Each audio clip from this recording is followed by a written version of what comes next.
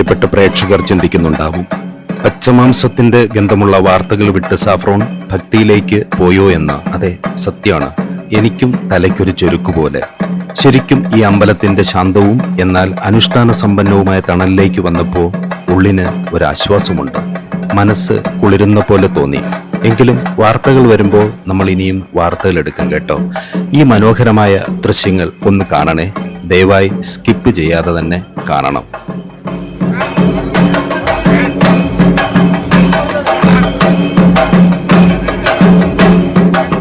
പഞ്ചമുഖ ഗണപതിയുടെ മുമ്പിൽ സാഷ്ടാംഗം തൊഴുത് സർവ്വ തടസ്സങ്ങളും മാറ്റിത്തരണേ, വിഘ്നങ്ങളെല്ലാം മാറ്റി സർവസിദ്ധിയും തരണേ എന്ന് പ്രാർത്ഥിച്ചുകൊണ്ട് ആയുരാരോഗ്യ സൗഖ്യങ്ങളേകണേ എന്ന് ആഗ്രഹിച്ചുകൊണ്ടും പ്രാർത്ഥിച്ചുകൊണ്ടും നമുക്ക് ഇവിടെ ഈ പൗർണമിക്കാവിലെ മനോഹരമായ കാഴ്ചാവിരുന്നിലേക്ക് പോകാം. കുലദേവതാ സങ്കല്പങ്ങൾക്ക് പ്രാധാന്യം നൽകുന്നൊരു അമ്പലമാണിത്. ഇവിടെ വരുമ്പോൾ നമുക്ക് വളരെ അത്ഭുതകരമായ ഒരു കാഴ്ച കാണാൻ പറ്റും. മെതിയടി, അതും നിറയെ ആണികളുള്ള മെതിയടി. തമ്പുരാക്കന്മാർ അതണിഞ്ഞ് ഇവിടെ ഉറഞ്ഞു തുള്ളുന്ന കാഴ്ചയുണ്ട്. നമുക്കറിയാം, വിദേശികൾ, പ്രത്യേകിച്ച് പറങ്കിപ്പടയും ചെങ്കിഷ് ഖാനും ഒക്കെ ഈ നാട്ടിലൂടെ തേരോട്ടം നടത്തിയപ്പോൾ നശിച്ചുപോയ ഒരു സംസ്കൃതി നമുക്കുണ്ട്. ധാരാളം അമ്പലങ്ങളുണ്ട്. ആ കൂട്ടത്തിൽപ്പെട്ട ഒന്നായിരുന്നു ഇവിടുത്തെ അമ്പലവും. ഊരും ഊരാളികളും ഒക്കെ നശിച്ചുപോയി. നാട് കഷ്ടതയിലായി. അതിന് പരിഹാരമെന്തെന്ന് ദേവപ്രശ്നത്തിലൂടെ അറിഞ്ഞപ്പോൾ ഈ അമ്പലത്തിന്റെ പുനരുദ്ധാരണവും അതിൻ്റെ നല്ല നടത്തിപ്പും ഈ നന്മകൾക്കെല്ലാം ആധാരമായിരിക്കും എന്ന് ദേവവിധിയുണ്ടായി. അങ്ങനെ ഒരമ്പലം ഇവിടെ വന്നു.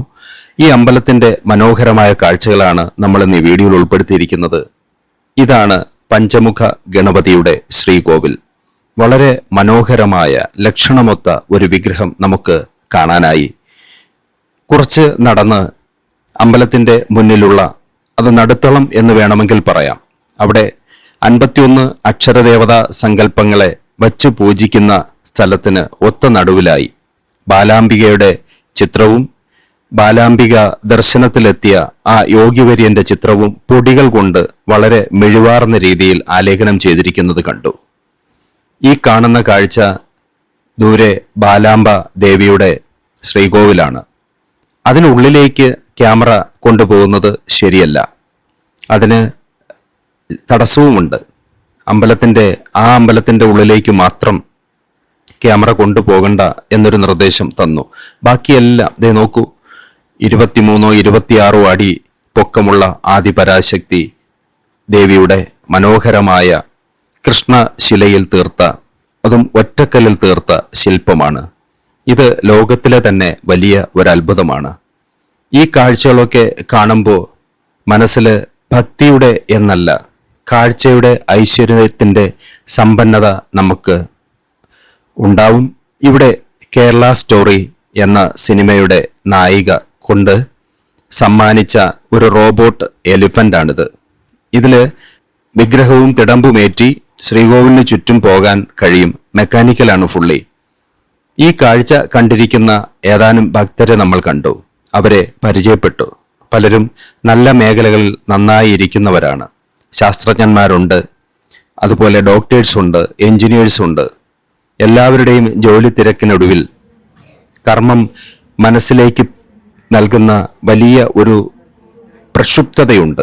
നമ്മളതിനെ ഇംഗ്ലീഷിൽ സ്ട്രെസ് എന്നും പ്രഷറെന്നും ഒക്കെ പറയും. അതിൽ നിന്നൊക്കെ മോചനം കിട്ടണം എന്നാഗ്രഹിച്ച് ഇവിടെ വരുന്ന ഹൈ പ്രൊഫഷണലുകളെ കണ്ടു. ഇതാണ് പണ്ട് മുതലേ ഉള്ള കാവ്. 5 തലയുള്ള നാഗമാണ് ഇവിടുത്തെ പ്രധാന വിഗ്രഹം. എണ്ണമറ്റ ചെറിയ ചെറിയ നാഗബിംബങ്ങൾ ഇവിടെ നിറയെ ഉണ്ട്. എല്ലാത്തിലും ഭക്തർ മഞ്ഞളഭിഷേകം ചെയ്യുന്ന കാഴ്ചകൾ കാണാം.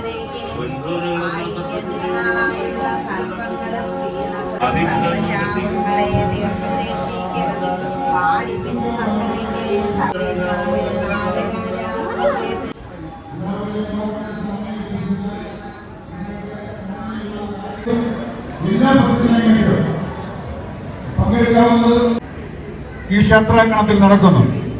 കാവടി നേർച്ചയായി നടത്തുവാൻ താല്പര്യമുള്ള ഭക്തജനങ്ങൾക്ക് മുൻകൂട്ടി പേര് രജിസ്റ്റർ ചെയ്യണമെന്ന് വിനയപുരസ്സരം അറിയിക്കുന്നു.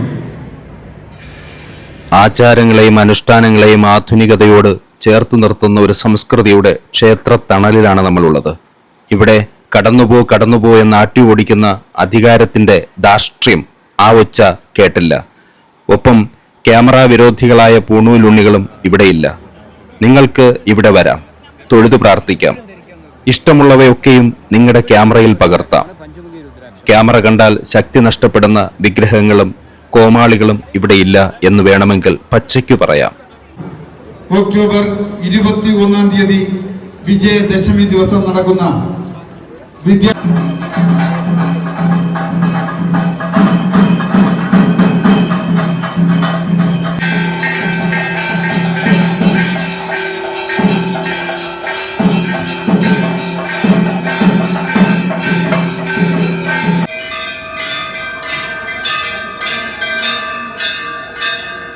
സന്ധ്യാദീപാരാധന തൊഴുതു നിന്നപ്പോ മനോഹരമായ ഒരു നൃത്തം കണ്ടു. അത് 2 കൊച്ചുകുട്ടികളുടെ അരങ്ങേറ്റമായിരുന്നു. അവർ ഉപയോഗിച്ചിരിക്കുന്ന സംഗീതം നമുക്ക് വീഡിയോയിൽ ചേർക്കാൻ പറ്റുന്നതല്ല എന്നുള്ളത് കൊണ്ട് നമുക്കത് പൂർണ്ണമായും ഒഴിവാക്കേണ്ടി വന്നു. അതും ഒരു കഷ്ടമാണ്. ഇവിടെ നിന്നാൽ കേൾക്കുന്ന മനോഹരമായ ഭക്തിഗാനങ്ങളും മനോഹരമായ മ്യൂസിക്കും ഒക്കെ ഈ വീഡിയോയിൽ വന്നിരുന്നുവെങ്കിൽ ഇപ്പോ ഈ വിഷ്വൽസ് കാണുന്നവർക്ക് അവിടെ നിൽക്കുന്നതിൻ്റെതായിട്ടുള്ള യഥാർത്ഥ അനുഭവം ഉണ്ടായേനെ. പക്ഷേ ഓരോ നിയമങ്ങൾ അവ നമുക്ക് ആ സംഗീതത്തെ എടുത്തുപയോഗിക്കാൻ കഴിയാത്ത ഒന്നായതുകൊണ്ട് ഇതിനോടൊപ്പം ചേർക്കുന്നില്ല. ഞാൻ ഈ തിരുവനന്തപുരം പരിസരത്തുള്ള മിക്കവാറും എല്ലാ ആരാധനാലയങ്ങളിലും പോയിട്ടുണ്ട്. നമ്മുടെ ചാനലിൽ ഭീമാ പള്ളിയുടെ വീഡിയോ ഇട്ടിട്ടുണ്ട്. വെട്ടുകാട് പള്ളിയിലൊക്കെ നമ്മൾ പോയിട്ടുണ്ട്. മതം ഏതായാലും നമുക്ക് അത് വിഷയമല്ല. നമ്മൾ അവരുടെ ആരാധനാ സമ്പ്രദായത്തെ അടുത്തറിയാനായി പോകാറുള്ള ആളാണ്. കാരണം നമ്മുടേത് ഒരു വാർത്താ ചാനലാണ്. ഇവിടെ ഈ അമ്പലത്തിന്റെ കാരണവർ ഇവിടെ നിപ്പുണ്ട്. ആ കാരണവരുടെ അനുവാദം വാങ്ങിച്ചാണ് എല്ലാവരും ഉറഞ്ഞു തുള്ളുന്നതും ആ ഒരു സംസ്കൃതിയെ നമ്മുടെ മുമ്പിൽ അവതരിപ്പിക്കുന്നതിന് ആ കാരണവർക്കും വലിയ പങ്കുണ്ട്. കാരണം അദ്ദേഹത്തിന്റെ കയ്യൊപ്പാണ് ഈ അമ്പലത്തിന്റെ അഭിവൃദ്ധിക്ക് കാരണം. പിന്നെ എൻ്റെ പ്രിയപ്പെട്ട നന്ദു അഭിജിത്തിനോട് ഞാൻ ഈ അവസരത്തിൽ നന്ദി പറയുകയാണ്. പിന്നെ ഒരു പ്രധാനപ്പെട്ട കാര്യം, നമ്മുടെ ഈ ഒരു വീഡിയോ നമ്മുടെ ചാനൽ വാർത്താ ചാനൽ ആകയാൽ തന്നെ പല ആൾക്കാരും, രാഷ്ട്രീയക്കാര്, അതുപോലെ ഇതുപോലുള്ള അമ്പലങ്ങളുടെ പ്രഥമ സ്ഥാനത്തിരിക്കുന്നവരൊക്കെ കാണാനിടയുണ്ട്. നമുക്കറിയാലോ, ഇന്ന് പത്മനാഭസ്വാമി ക്ഷേത്രത്തിലും ആറ്റുകാലും ശ്രീകണ്ഠേശ്വരത്തും ഒക്കെ പോകുമ്പോൾ ഭക്തിയുടെ നിറവോടെ ചെല്ലുന്നൊരു ഭക്തൻ തലേ ദിവസം ഒറ്റനേരം മാത്രം അരിയാഹാരമൊക്കെ കഴിച്ച് പിറ്റേന്ന് ആ വ്രതത്തിന്റെ നിറവിൽ തന്നെ അമ്പലത്തിന്റെ മുന്നിലേക്ക് എത്തി ആ നടയിൽ നിന്ന് ഒന്ന് തൊഴുതു പ്രാർത്ഥിക്കുവാൻ ഒരവസരം കിട്ടാൻ കാത്തിരുന്നു. അതിന്റെ മുന്നിലെത്തിയാൽ അവിടെ നിർത്താതെ കടന്നുപോയ്ക്കോ എന്ന് ആക്രോശിക്കുന്ന 2 പേർ ശ്രീകോവിലിന്റെ അപ്പുറവും ഇപ്പുറവും നിൽക്കുന്നുണ്ടാവും. അവര് ദ്വാര സംരക്ഷകരുടെ പുതിയ രൂപങ്ങളാണ്. അവർക്ക് ഭക്തിയുണ്ടോ എന്ന് നമുക്ക് സംശയമാണ്. പല അവസരങ്ങളിലും ഇതുപോലെ അമ്പലത്തിന്റെ ശ്രീകോവിൽ നിന്ന് അറപ്പും വെറുപ്പും ഉളവാക്കുന്ന ആക്രോശങ്ങൾ കേട്ട് മനസ്സുമടുത്ത് പോകേണ്ടി വന്ന ഭക്തർ നമ്മുടെ കൂട്ടത്തിൽ എത്ര പേരുണ്ട്. അതേസമയം ഇവിടെ ഇതുവരെ അങ്ങനെ ഒരു പ്രശ്നമില്ല. ശാന്തമായി തൊഴാം. അതുകൊണ്ട് എല്ലാവർക്കും ഈ സന്നിധിയിൽ വരാം. കാട് കയറി ഒത്തിരി ദീർഘിപ്പിക്കുന്നില്ല. എല്ലാ മലയാള മാസത്തിലും പൗർണമി ദിവസത്തിലാണ് ഇവിടെ നട തുറക്കുന്നത്. രാവിലെ 5 മണി മുതൽ വൈകുന്നേരം രാത്രി 10 മണി വരെയും നട തുറന്നു തന്നെ ഇരിക്കും. അന്നദാനമുണ്ട്. വളരെ മനോഹരമായ കാഴ്ചകൾക്കൊപ്പം ഭക്തിയുടെ നിറവ് ഉള്ളിൽ ഏറ്റുവാങ്ങിയ ഒരു സമാധാനവും സന്തോഷവും ഒരു ഭക്തൻ എന്ന നിലയ്ക്ക് എനിക്കുണ്ട്. വാർത്തകളിലേക്ക് പോകുമ്പോൾ, വാർത്ത എടുക്കാനൊക്കെ പോകുമ്പോൾ നമ്മൾ നേരിടുന്ന പലതരത്തിലുള്ള ചലഞ്ചിങ്സ് ഉണ്ട്. നമ്മൾ നേരിടുന്ന പ്രശ്നങ്ങളുണ്ട്. അവിടെയൊക്കെ വഴികാട്ടിയാവാൻ, തണലാവാൻ ഈ കണ്ട ദേവതാ സങ്കല്പങ്ങൾക്ക് കഴിയട്ടെ എന്ന് ആത്മാർത്ഥമായി പ്രാർത്ഥിച്ചുകൊണ്ട് ഈ വീഡിയോ കണ്ട എല്ലാവർക്കും ഭക്തിയുടെ സിദ്ധിയുടെ നിറസാന്നിധ്യം ജീവിതത്തിൽ ഉണ്ടാവാൻ ആഗ്രഹിച്ചുകൊണ്ട് നന്ദി.